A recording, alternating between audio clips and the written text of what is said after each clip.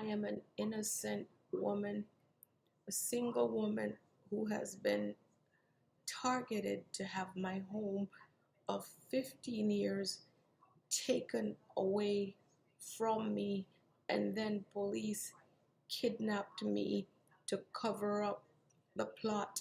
If there is anyone out there who can help me to expose the truth, which is my story, I am begging you, please hear me. I'm crying out for help. I'm begging for help. I bought a home for $750,000 in 2004, and I lived in my home for over 15 years, and there were certain groups of people that was taking over the neighborhood, a very well-to-do neighborhood, and they were buying up properties that were foreclosure, and they came on my property because I was the only one living in a fairly large home, almost 4,200 square feet, and in their mind, I should not be living there because they wanted to make sure that everyone that lives on that block are of their ethnicity. So they ordered me to get out of my house and told me that my house was too big for me, and I chased them off my property several times. At one point, my doorbell rang, and it was one of them, the same woman, who told me that she left something in my backyard for me to drink and it would relax me. And I chased her off my property again.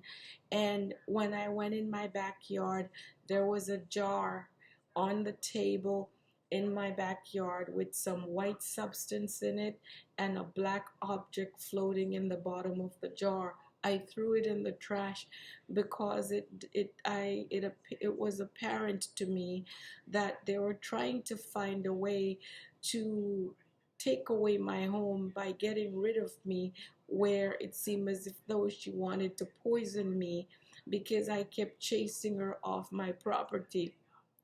Eventually, what they did, they bought a property next door to me that was a foreclosure, and they rented that property to drug dealers, federal drug parolee, gang members, and illegal aliens. And those people began harassing me in my home from day one and calling me out of my name. They threw bottles on my house and they sprayed stuff over in my yard. Eventually, I had to ask them to let me have peace in my home because I wasn't bothering them. They told me that if I were to call the police, I would have trouble on my hands. I put up with it for about 6 months. Eventually, I had no choice but to call the police. Once I called the police, they brought in more of their people, and some of them were plumbers by trade, and they buried long pieces of pipes underneath the ground and attached elbows to it, and a huge compressor. There were satanic worshippers as well, and they sacrificed a bunch of dead animals, and they plastered my yard with it, and my yard was stink and packed with flies. They also grind up the stuff and put it in the pipes underneath the ground, and they sprayed my house non-stop around the clock, and I have it all on videos. They also sprayed it inside the chimneys so it would come down in the fireplaces in my home as well as in my master bedroom. They put it in the dual air conditioning units, and they shoot other powdery substance in the chimneys and in the air conditioning units. And so all of this was coming inside my house through the vents and from the fireplaces. They told me that they were going to make sure that I see the house and I would never be able to live there. They also told me that they're going to kill me and my daughter in there, and no one will know that we were dead until our bodies start stinking from inside, and no one would know it's them. And whatever they were spraying the property with, it was debilitating. They said they were going to rip out my daughter's heart. And from the time they did that, they sent some kind of attack from her bedroom window, as her bedroom was directly next door to them. Within the space of about a month and a half, I almost lost my daughter. She was reduced down to 80 pounds from 160 pounds. I had to take my daughter and run out of there with her and move her into a hotel as she struggles to live. And I tried to stay back in the house, and they keep spraying the property, and they would spray me when they see me in the yard. They would shoot the stuff on me, and it would burn out my hair and gets into my mouth. And they also use a dark substance, and they would cover over my cameras. They cover some of my cameras and ordered me not to put any more cameras on my house. And I kept reaching out to the police for help. One police told me, don't be afraid to call us. So as a result of that, I kept calling them, but nobody would help me. The problem is that the police department was predominantly the same race as the perpetrators, so they enabled them and covered up what they were doing, to the point where the tenants referred to them as bro and letting them know they have them back. One policeman told me that if they burned down my house, it was no big deal. I can go somewhere else and rebuild.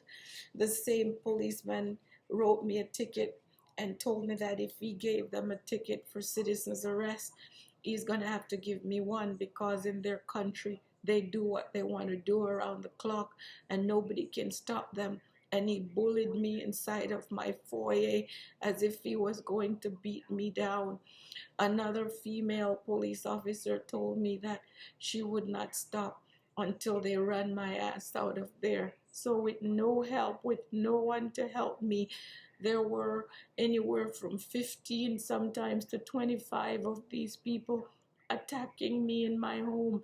They just keep spraying the house around the clock with the compressor type device and the elbows and whatever they were spraying the property with. It was deadly. They mixed it in with some oily residue, oily substance, to make sure it could not be washed away. And they sprayed it in all of the trees around my house, all of the plants in my yard. They sprayed on top of the house, and I have it dripping down from all four corners of the house on the cameras. At one point, they at 3 o'clock in the morning, they were planning on breaking into the house from the roof, and another one said, we don't have to go from the roof, we can go from the back, she's not there, because they ran me away from the house. So I had to move into the hotel where I left my daughter, and we lived in a hotel for over 3 months. So I paid over $7,000 living in hotels, while I paid my mortgage of almost $3,000 every month, and I was not able to live in my own home. Then what they did, they brought in a 21-year-old girl from Norwalk and told her to take out a restraining order on me. And in the restraining order, she claims she's married to one of them over there, and she has 3 children for them. And and so she has never been married, and she had no children, and she was not the one who showed up in the courthouse. And what happened, the judge would not allow me to tell him that I was the homeowner and that I could not live in my own home, and these were tenants that were harassing me. He immediately gave them restraining order under fraud, which without knowing that the person that was in his courthouse was not the one who filed a restraining order. And so they gave them restraining order, and I could only watch on camera as they continued to spray my house and laugh at me and told me that I'll never be able to live there anymore. And so each time I would go to the house to get any of my personal belongings, as soon as they saw me going into the house, what they did, they called the police because they were using the restraining order as a way to keep me away from my house. Because the game plan was for the people who were behind it with them. The game plan was for my house to go into foreclosure so they can go and buy the property from the bank, because anyone who is familiar with the way foreclosure works is that if you have a property and the current market value of that property is $1 million and all that is owed on the property is $500,000, that's all the bank wants. Anybody who will give them what is owed on the property, especially if you're going to give them cash, they'll take it and sell you the property. So the game plan was to keep me away from my own home, and then I would throw in the towel, and then the property would go into foreclosure so they would get it, because since they ordered me out of there and told me it was too big and I should get out, they found another way to run me away from there, as they wanted to make sure that everybody lived on that block were of the same ethnicity, and I was the only one that was living there that was different. So they, in their world, I didn't belong there, even though I've lived in my home for over 15 years.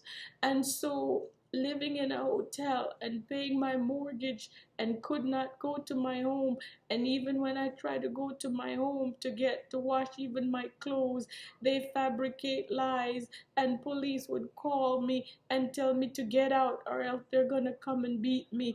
And I had to take my things and run away from my own home. Every time I would go, I had to keep running from my own home.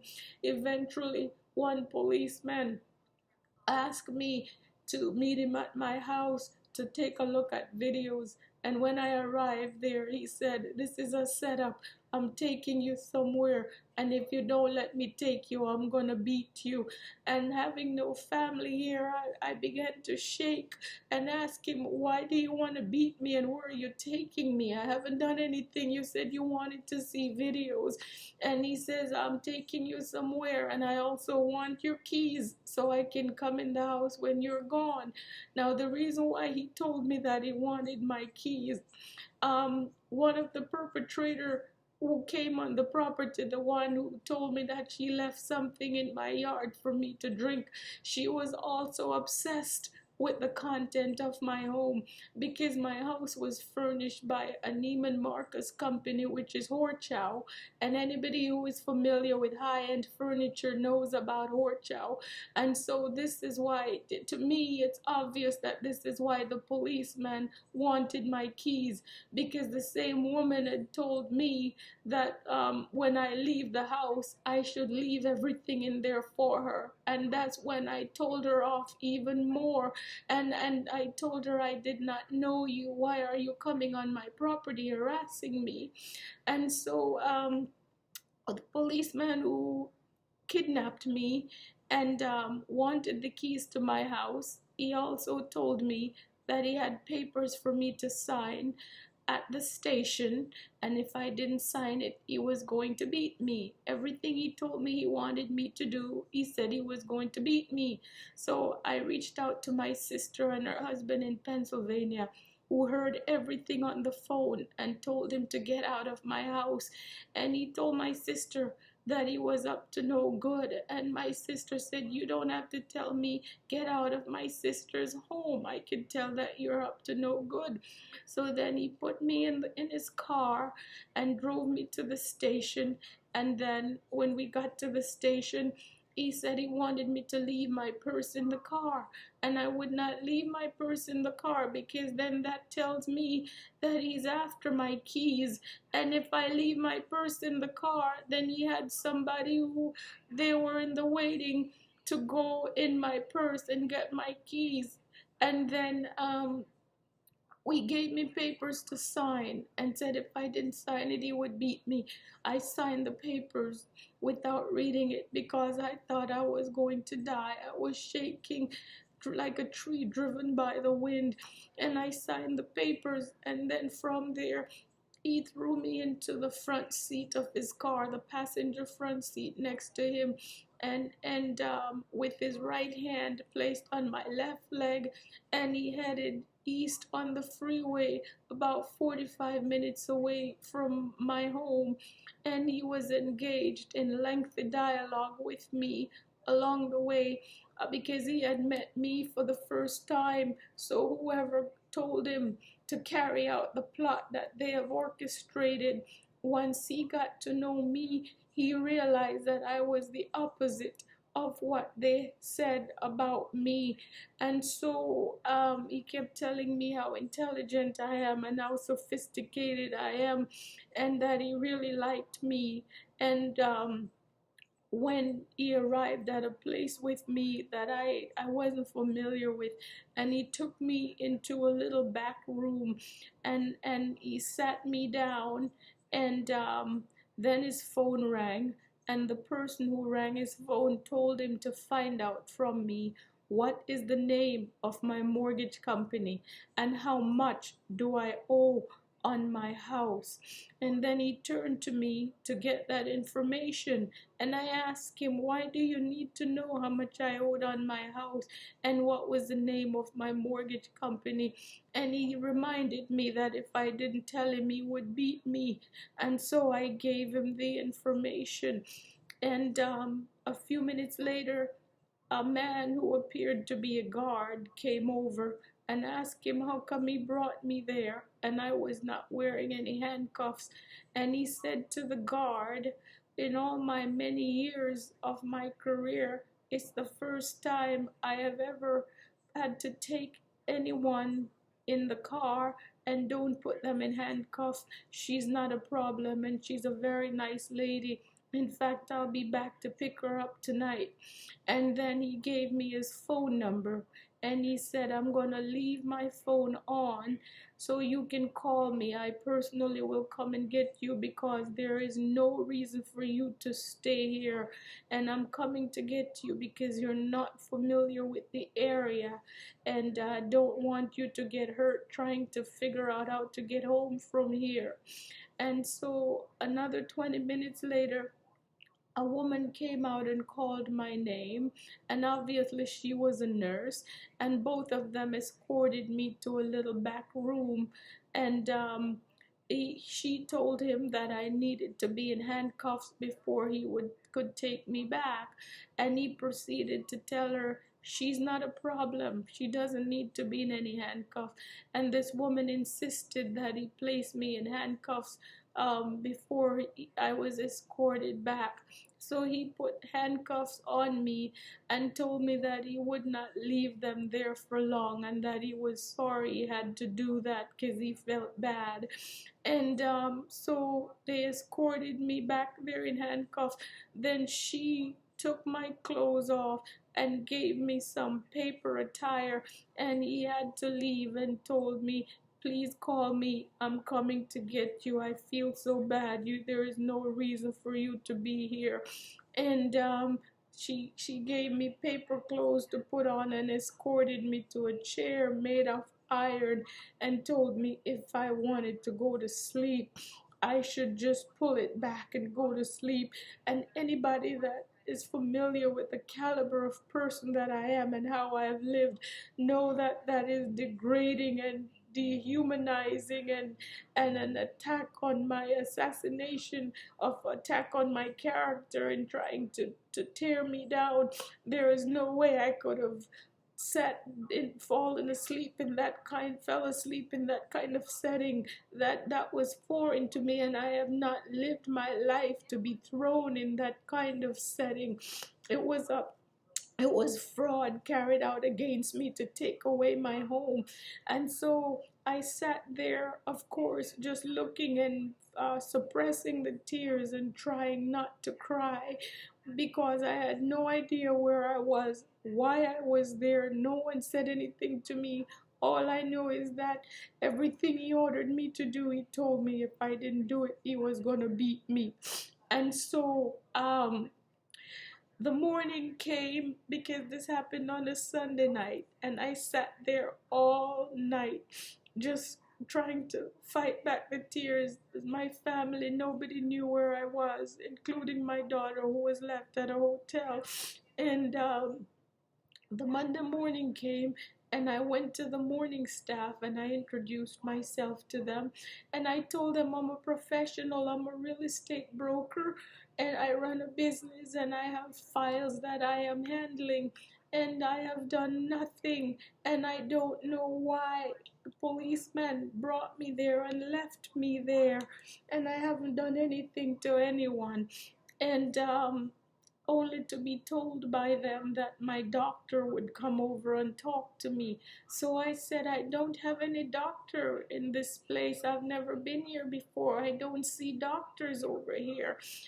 Another 20 minutes after that, two men came over and tied me down naked on a gurney and put me in an ambulance and tied me down in the ambulance. And I asked them what were they doing to me, and they said, you have private insurance and we have to take you somewhere else. It was the most degrading, humiliating, and I felt like I just felt like I wanted to die then, to know that somebody can set you up like that and dehumanize you, fraud carried out to take away what you have. And they set the stage to paint a picture of you as if you're crazy, just to cover up the plot that they're carried out against you. And so they drove me another hour away, another hour west of my home, and took me to a psychiatric facility. And I tried to maintain my composure and again fight back the tears. And when people ask me, what are you here for? And I said, nothing, I haven't done nothing. A policeman asked me to meet him at my home and to look at videos. And when I arrived there, he said it was a setup and that he would beat me. And if I didn't let him beat me, if I didn't let him take me where he wanted to take me, he was going to beat me. And I said, I haven't done anything. I'm an innocent person. And I'm just trying to get out of these places to get to work. And once I met with the doctor there, unaware of the lies that the police that they put on paper about me, he saw it, I didn't see it. So he began to talk to me like I was a dog, like I was nothing.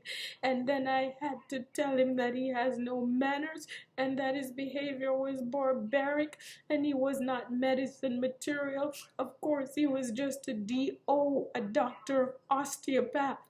And so because I lodged a complaint about him, he validated the lies that the police put in the paper, because obviously, just like the police, I was not supposed to have a voice. If you are of certain ethnicity, you are nothing, and you automatically have no rights. And so they kept me there for 9 long agonizing days as I pleaded for them to let me out. Nobody would tell me why I'm there. I had no knowledge of what they put on paper about me. The police who kidnapped me did call there the following morning. When he didn't hear from me, he called there and told them that I am not supposed to be there, that it was a mistake, and he wanted to come and get me. And they told him that it was too late, since he was the one who picked me, who forced me into those, who took me into those places that he needed to go and start from the top to get me out of there, and he could not speak to me. Now, this was a nurse who came to me and told me that he called there and asked me if I knew him, and she told me his name, and she told me that he told her that I was not supposed to be there. It was a mistake. So, however, based on the lies that they had on paper, they kept me there for 9 days and tried to force me to take medication. I would not take the medication because I realized that whatever they were up to, if I were to take medication that they wanted me to take, the game plan was for me to become what they put on paper, because what they put on paper is obviously what they wanted me to become, to cover up the plot that they carried out. That was the game plan. So it was like a got you situation. It was fraud, a scam, a plot carried out against me to take away my home, and it was carefully and skillfully orchestrated. So, in other words, we're going to put these lies on paper about her. That way, she will become these things. We can cover up what we're doing. So, when I got out of there and I asked for copies of the paper, that was when I saw the lies that they plotted against me, saying that I was 5150, I had no job, I called 911 every day, I harassed people in the neighborhood, and I was in grave condition and I couldn't pay my mortgage. That is a lie from the pit of hell. I have been in real estate for 19 years. I've never been unemployed. I'm also a real estate broker with my own firm. I have never called 911 since I lived in the county. I have never harassed anyone. I was never in any grave condition. I was able to afford my mortgage to the point where I would pay my mortgage sometimes 3 months in advance. So it was a plot carried out against me to take away my home. The same policeman who kidnapped me sent my daughter an email, and in the email he said he felt bad that he participated in a scam because her mother is a remarkable woman. The people who helped to orchestrate the plot against me, their friends are the ones who are now living in my home because they wanted my home for their friends, and their friends claimed that they've always wanted to live in the neighborhood and that they had their eyes on my home for a long time. Now, these are people who I have seen in the neighborhood visiting the same woman who put the substance in my backyard for me to drink and kept ordering me to get out of my house, that it was too big for me. They were frequent visitors at her house. They're the ones living in my home now. Not only that, they have always lived in the same neighborhood for many years. They had a house 5 minutes away from my home. So they just wanted to live in the better part of the neighborhood and a home like mine, which is an estate style home, almost 4,200 square feet with unobstructed city and mountain view. And I put over $100,000 worth of upgrades in my home. And because I live alone and they didn't think I deserve to be there, since they want to make sure that every one of them that owns property next to each other are of the same ethnicity, and I was different. So it was fraud carried out against me. And when I reached out to even their agent, the agent cursed me and called me out of my name. And her boss told me if I call back, they would have me arrested. I've been violated in the worst ways, and I have videos and also people who can corroborate my story.